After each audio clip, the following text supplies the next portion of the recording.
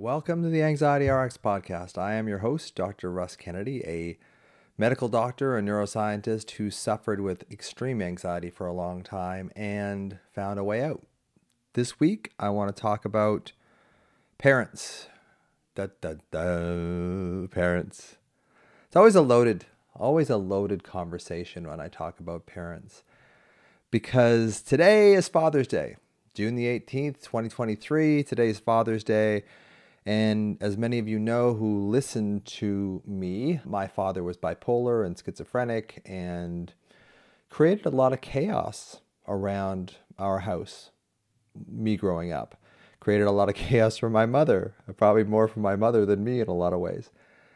And looking at him now, he's been gone. He committed suicide in 1987. He's been gone a long time. And what I notice about this, and what I notice with a lot of the people that I work with too, is that we tend to kind of have a 1 or 2 sentence explanations in our head, even if we don't kind of voice it, even if we don't really flush it out. So my little 1 or 2 sentence explanation of my father was, I start off usually with he was crazy, which is a bit derogatory, I admit. And I think there's a little bit of resentment in there because I felt like I deserved a better father in a way, and maybe I'll get into that. And today I've had some coffee. I've been resisting doing this episode, as you might understand, because my father is my biggest wound in my life. So I think, as I was saying, I think we have these one-dimensional descriptions of our parents, especially if we grew up with trauma, especially if that trauma involved a parent and didn't even have to be abuse, abandonment, neglect, rejection, any of that stuff. We can just go through a parental mismatch where we're just not really connected. And I know Mel Robbins likes to attribute this parental mismatch term to me, but it's actually Nicole LePera's term. So this parental mismatch that we go through is that our personality just doesn't quite jive with our parents. Now, I didn't feel the parental mismatch so much as my father was mentally unstable. Now, there were times where my dad was really connected to me. Before the age of 10, I don't have a lot of memories of him being a little nuts. But after the age of 10, I have a number of them. But before the age of 10, I remember him being very caring, very loving, very intelligent, and wanting to do the best for me. And I felt that. In his manner, I felt that he was trying to teach me things, like hitting a ball and riding a bike and all the things that dads are supposed to teach their sons. He also taught me how to work. He had a job and he brought me into his job. My brother and I would clean up the place that he worked at. And he really started to teach us the value of money at a very young age. So there was a lot of great things about my father, but as I was saying, I think we tend to go back into this kind of one-dimensional way of explaining, okay, this was my dad. My dad was crazy. He was unreliable. But there was lots of my dad where he was very loving, caring, attentive. He was never abusive or violent or anything like that. But when he would lose touch with reality, or he would go into a deep, deep depression, and I would watch this person who I loved so much and idolized, when I was very young, I idolized my dad, as most boys do with their father, and I would see him drop into these horrible depressions where he literally was frozen in his bed. And I'm trying to figure this out. And I'm the oldest boy, so I think the oldest boy has a real reflection of the father. I think the younger boys do too, but the oldest boy, I think, gets the most powerful reflection of the dad. Because, you're kind of like next in line. In the whole family structure, the whole family system is your, number one son or whatever. So I really bonded to my dad a lot. We played a lot of snooker together. He was a great teacher. My dad was a fantastic teacher, very, very intelligent, smarter than me, but also crazy. Like, genius and madness are really not that far apart, I don't think. So I have this description of my dad. If you ask me, what was your dad like? Well, usually I will say he was bipolar and schizophrenic and kind of crazy. And I leave out the part of him being loving, caring. Now, when I'm on podcasts and stuff, I will often bring that in. But I was noticing this last night because I was watching this show that had a father in it who kind of let their family down. And it really hit me. Like, it really hit me, the absence of my father in my family. Even though he was present physically, as I got older, as I got 15, 20, 25, he pulled back. Like, his illness just made him withdraw into himself. And he just wasn't really present for me. And then I kind of took over the role of looking after him, which in a way I didn't mind, because I felt like when I was young, he really did look after me. He really did see me, hear me, love me, and protect me. But as I got older, I just felt like he wasn't there for me. And not that he didn't want to be, he just wasn't able to be. He was just too mentally ill to be able to look after anybody but himself. And he didn't even really look after himself all that well. So there was this loss, this real loss. And I think when we come from trauma, we tend to make these kind of 1 or 2 sentence descriptions of our parents, which aren't really all that accurate in a lot of ways. It's sure, yeah, that's the most intense version of them. For me, the most intense version of my dad was him being up for 4 days at a time in a manic episode where nothing was a bad idea, and playing the trumpet at 4 a.m. seemed like a damn good idea, but it wasn't. So on this Father's Day, kind of reflecting, what did I get from my dad? Well, intelligence, for one, tenacity, another one. Like, I used to look at my dad as quite weak because of his mental illness, but he lasted so long. Like, he had severe schizophrenia, like severe depression, really, really depths of depression. I think he tried to commit suicide 3 or 4 times, my mom told me. And he hung in there. He hung in there for my brother and I, for Scott and I, because he was trying to do his best to hang in there for us. So the ironic thing is I looked at him as weak because he wasn't able to hold a job. He couldn't really take care of himself that way, especially in the last part of his life. But really, just to be able to hang in there and cling to life and cling to some pleasures, seeing me graduate from university. He never really saw me get into medical school, which is, I write in my book, one of the most painful experiences of my life, because I really, really wanted for him to see me get into medical school, because nobody in his family had ever gone to university, let alone freaking medical school. I really wanted him to see that. And as I say that, it still chokes me up a little bit that he didn't see that. And I guess I kind of had this sort of, woo-woo kind of spiritual thing, like, your dad did see you get into medical school. He was there. He was watching you. It's like, maybe. I hope so. I hope so. But getting back to this original theme, and I'm going to branch out quite a bit today. I can tell this is going to be kind of one of those stream of consciousness episodes. But I do like to think that he was there, that he saw me do this, and that he's seeing me do what I'm doing now. Because I wouldn't be doing any of this stuff, helping people with anxiety or whatever, if it wasn't for him. If it wasn't for the pain that I went through with him and my impotence at being able to help him. Because that's one of the reasons I became a doctor, was I don't want to be that impotent again. Like, I want to help my dad. And I couldn't. And I think if my dad presented today, with the advancements they've made in psychiatry over the last 40 years, which isn't a lot, actually, to be honest, but let's leave that for another podcast. I don't think there's much anybody could have done for him. He had severe emotional trauma when he grew up. His dad died when he was 10. His mother was abusive. We're not sure if, she was like, sexually abusive towards him or whatever, but we kind of have that feeling that may have been a problem in there too.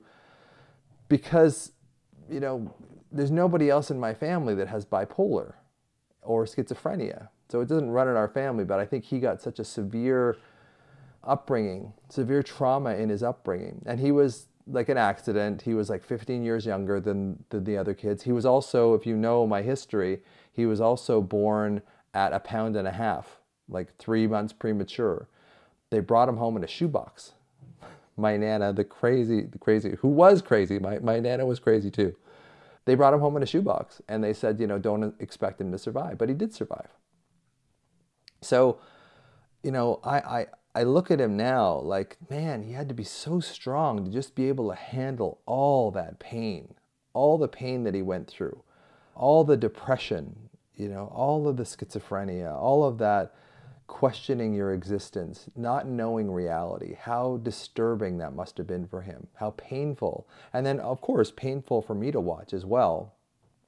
So it really came down to, again, making this kind of one-sentence declaration in my mind as to what he was like. But really, he was much more dimensional than that. He had, he's loving, caring, kind, intelligent, thoughtful. Yeah, he could be manipulative as well. He could, but again, a lot of these things that he learned how to do, being passive aggressive, being manipulative, shoplifting, that's another story, were just ways of him getting his needs met. And as I've said before, if we don't get our needs met in a adaptive way, we will find a maladaptive way of getting our needs met. And I think that's what happened with him. I think that's what happens with all of us to some extent. If we don't get our needs met as children, we will find a way that's maladaptive. We will find a defensive accommodation. We will find a coping strategy that will allow us to get our needs met, at least make us feel like we're getting our needs met. Excuse me. So again, how do you frame up your parent or parents? We tend, especially if we come from trauma, we tend to kind of give them a kind of a monochromatic one-sentence description. For me, my dad was crazy. He was unreliable as he got older and kind of manipulative and sick. So that's kind of the, and also these one-sentence descriptions tend to be like quite negative. And then my mother was kind of, I wouldn't say she was cold, but she certainly wasn't overly affectionate. There were no I love yous from my mother. There was no real, hey, you're doing a great job. There was no cheerleading or whatever. And I also bring up, it's hard to give what you didn't get. And she didn't get any of that kind of stuff too. So as a parent, if you don't get something, it's really hard to kind of push that into your kids. And then there's other people who didn't get a very good upbringing and go the other way and give their kids everything, which has its own issues as well. So I tend to describe my mother as dutiful, very responsible, but a little bit on the cold side. And I also realized that my mother spent most of her life in a deep state of alarm. And if you've heard some of my other podcasts, when we're in alarm, physiological alarm, cortisol, catecholamines, dopamine even, norepinephrine, epinephrine, if we're in these alarm states, we shut off our social engagement system. We shut off that ability to be loving and kind and connected and make eye contact and have a nice tone of voice, a nice prosody of voice, facial expression, body language, that sort of humanistic part that pulls us all together. When you're in alarm, that goes out the window. And that's one of the reasons why people have social anxiety, because when you're in alarm, your software for connecting with other people is offline. So why would you want to go into a party if you're not equipped to be able to be connected with people? So that's one of the reasons I think people have social anxiety as well. But getting back to my mother, again, it's going to be stream of consciousness today. When I look at her now, like she'll be 90 in like 2 months. She's turned into more of a child. Now she's still kind of with it. She doesn't hear very well, which makes it a lot harder as well. But I tend to frame her up with this idea that she was cold, and that's too harsh. Like, she wasn't cold, she was just kind of distant. But at points she could be quite kind. And if it came to we needed bikes for Christmas or whatever, even though we didn't have a lot of money in our family, somehow she always found a way of getting the stuff that we needed. So she was very dutiful in that way. And that's, I think, her Scottish background too, is that, you're expected to know that you're loved because you're given, there's a roof over your head and there's food in your belly. So if there's a roof over your head and there's food in your belly, you're loved. But we don't say that. Like, you never say that. And I think our parents often grew up in an era where self-awareness just wasn't a feature in life. So they don't really look at themselves. They didn't really look at what they were doing. And as far as my mother goes, she was so busy looking after 3 males in the household, and one of them being completely nuts sometimes, and having the chaos in that household. Like, that's the thing. I think one of the other things that I've talked to people is that what was what was normal to you in your childhood, you will unconsciously replicate in your adulthood. Freud called it the repetition compulsion. So if you grew up with an alcoholic parent, the odds are that you pick an alcoholic partner are quite high, actually. Whatever was familiar to you in childhood, you will unconsciously gravitate towards in your adulthood. And you may bemoan that, you may, I always pick the same person. It's a really common pattern. And once we realize, sorry about that, but we're getting renovations done in the house and this is the best I can do today. Once you realize that a lot of this, your program is put into you, specifically by your parents, and you're just acting it out. Like for the first probably 45 years of my life, I created chaos in my life with relationships, with work. There's not too many doctors that decide to sort of give that up or give up that income to go do stand-up comedy. Move to a different city and go do stand-up comedy. So I created a lot of chaos in my life. Now I look back on it, now I can see. So I asked people, what was normal in your childhood? Was being abused normal, familiar, at least familiar in your childhood? And how do you replicate being abused as an adult? How do you gravitate your friendships, your relationships towards that kind of abuse? Or if you were abandoned as a child, if you're a latchkey kid, how do you recreate that in your relationships? Now today we're talking about parents, but our parents really play a huge role in forming us. And there's a great saying that says we are raised by our grandparents, which is basically our parents' parents, their foibles and idiosyncrasies got put into their kids, which were our parents, and those same things were put into us. So we're raised by our grandparents. And I think one of the things that we really need to understand is that we need to be connected to our parents. And this triggers a lot of people because a lot of people had really bad parents.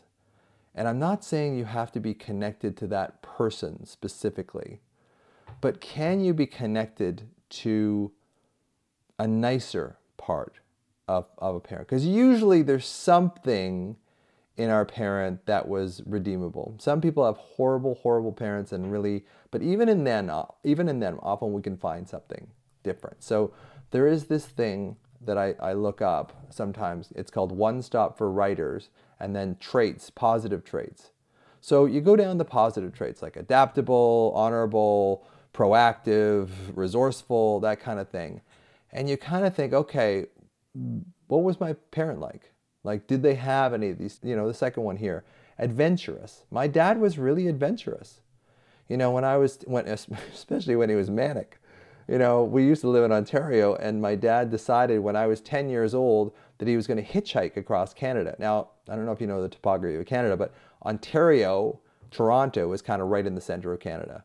And Victoria, British Columbia, where I live now, it's right above Seattle. So it's about as far away from Ontario as you can. So one day he decides that he's going to hitchhike across Canada to Victoria, BC. That's a whole story. That's a whole podcast in itself. But, my dad was really adventurous. Analytical. He was very intelligent. My dad was very intelligent, able to break things down. He used to play a lot of snooker, and he would have these pool table things printed out on just 8 by 10 sheets of paper, 8 by 11, and he would draw these intricate sort of snooker patterns, how to run 12 balls in a row or whatever. So that's part of him. Playful, he was really a playful guy, really silly. Really, and I'm really silly and playful with Leandra. So, I look at those things and I look at the features of him that I really loved. And this is not to whitewash it. It's like, oh, everybody, you need to love your parents. But just get out of that one-dimensional way of looking at your parents. Like when someone asks you to describe your parent, realize that you're going to go into likely a one-dimensional sentence or two that you've created in your mind. And through confirmation bias, anything that you recall will fit that one-dimensional picture. So most of what I recall when people ask me about my dad are the crazy times, the crazy trumpet playing, the staying up for 4 days at once, the suicide attempts, that kind of stuff, which are intense. And our brains naturally kind of gravitate to the more intense things. But if I look at how playful my dad was, just going through these these honest, another one, once my mother worked at the hospital, and once she brought home a pencil that was hospital property, and he got upset, he said, well, that's not honest. You don't take things from the hospital. It was a freaking pencil, man. So looking at the characteristics of our parents in a more, I don't know, compassionate light. And just seeing, one of the great sayings is that you can't give what you didn't get. I think I mentioned that already. So if your parents didn't get something, it's very hard for them to give it as well. And then it's also very easy to blame a parent too. But often when you blame a parent, it was their parent that abused them or hurt them. And then the grandparent, their parent, so where do you go back to Adam and Eve? Like, where do you place the blame? Now, I'm not trying to excuse people that have had horrendous histories, because there are horrendous histories, emotional, physical, sexual abuse. I'm not trying to whitewash that. And if you've had that, I was talking to Cynthia before I did this, like, give me some hints on today. I'm going to talk about parents. And she was saying, if you have those severe kind of parental influences in your life, physical, emotional, sexual abuse, that's when you need help. It's really hard to process that stuff on your own. And I think that's where it comes out, where you need to kind of see it so you don't have to be it. Allow it to be there, but also, look at the positive side of that. Because we're all incarnated just a little bit differently. We're all made with certain traits, and I think this is not to get too fruity on people, but I think everything is consciousness. Everything is vibration. Everything is consciousness. So we are all incarnated into a certain thing. I was given sort of a sense of humor, intelligence, drive. These are things that I was given. And I was also given a dad who was severely mentally ill. And I think as parents, sometimes we take responsibility for if our child shows up, like Jordan Peterson's daughter had severe juvenile rheumatoid arthritis. She needed 2 joint replacements. And the guilt that you go through as parents when you see your child suffering.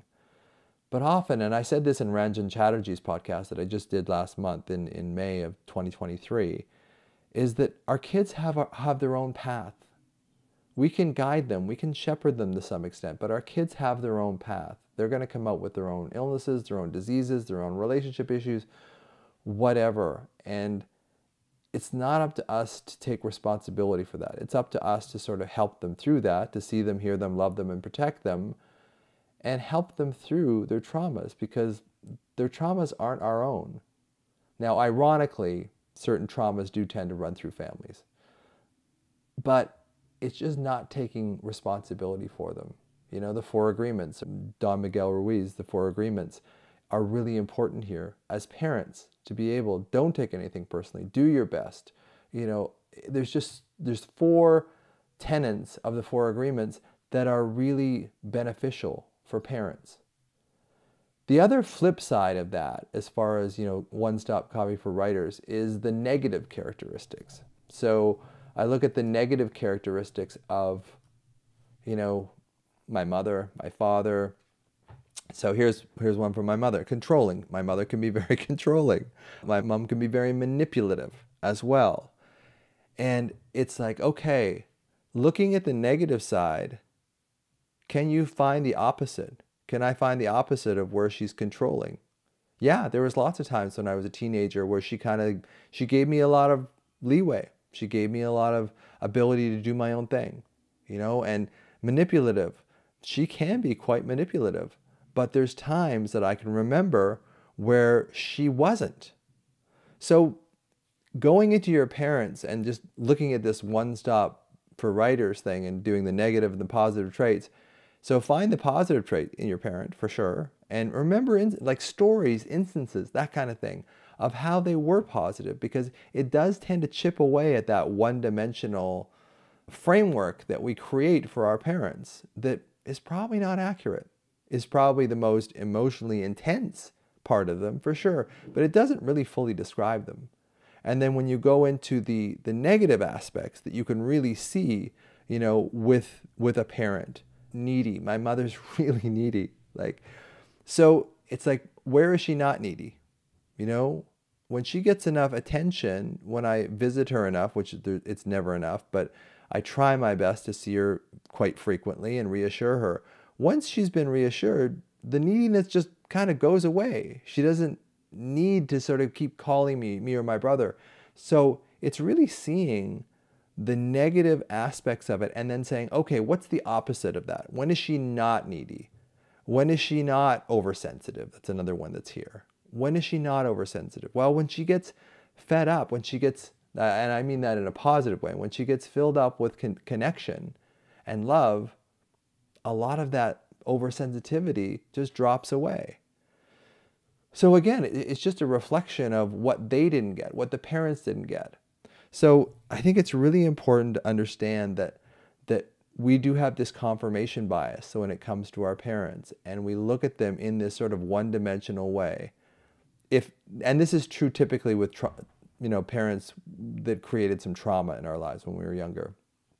I'm not sure how this works with good, connected, attached, attuned parents, because I didn't have that.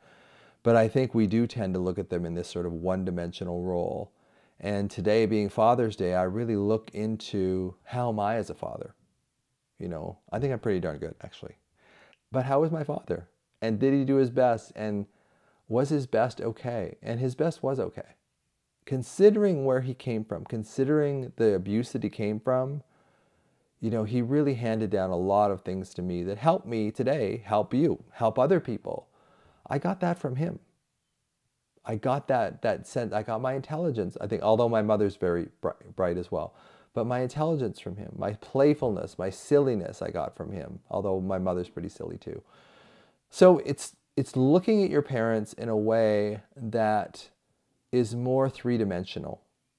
That because there is this sort of part of our dopamine-driven brain, we want to be able to explain things. We want to be able to put into a filing cabinet, yes, my mother was selfish. I'm not saying that for me. I'm saying that for some of the people that I've talked to.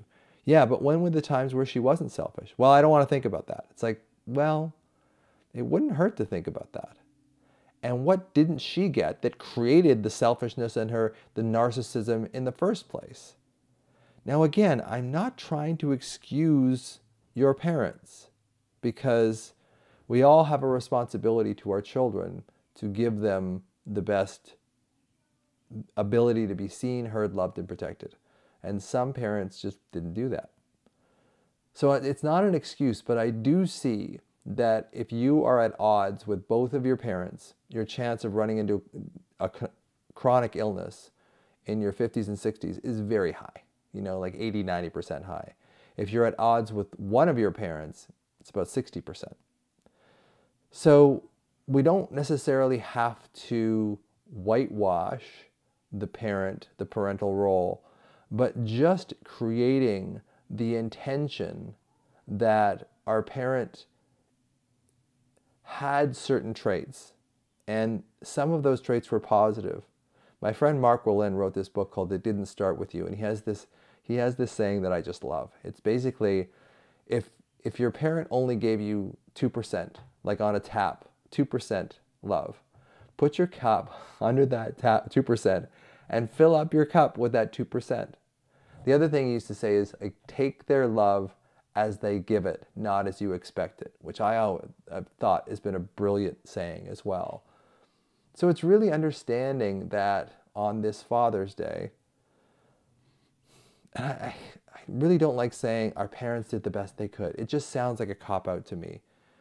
But there wasn't a whole lot of self-awareness back then, as there is now.